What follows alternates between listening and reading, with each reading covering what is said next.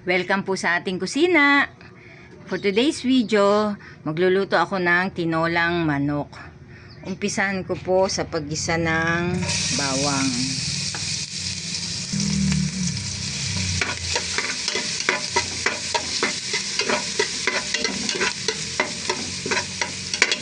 Susunod ko na po dyan ang sibuyas at ang luya.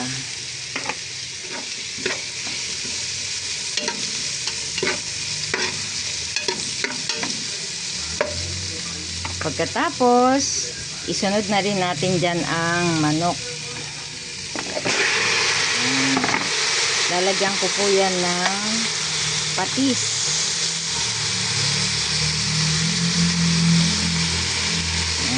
Haluin lang po natin yan.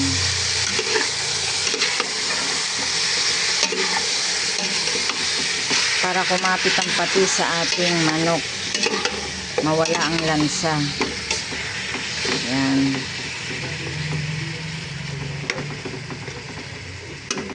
Tatakpan ko lang po yan sandali. Yan. Kapag medyo kumukulo na, pwede na po natin ilagay ang sayote. Yan. Haluin lang natin siya kaunti. Yan, para kumapit din ang lasa sa ating sayote. Yan. Pagkatapos, lagyan na natin siya ng pampalasa.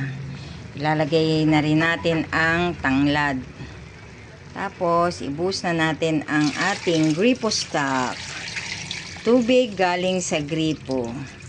Yan, para meron tayong sabaw. Takpan po ulit natin yan. Hayaan lang natin siya kumulo. Pagluto na po ang ating manok, titimplahan na po natin yan ng patis. Yan, lalagyan na rin natin ng pampalasa. At ilalagay na rin natin ang dahon ng sili.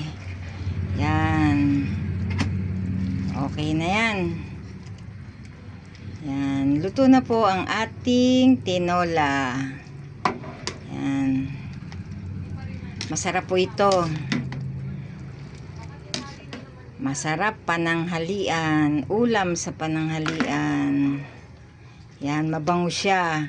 Kasi nilagyan ko po siya ng tanglad. Yan. Bago ko po yan ilabas dun sa tindahan, tatanggalin ko po yan tanglad na yan. Yan.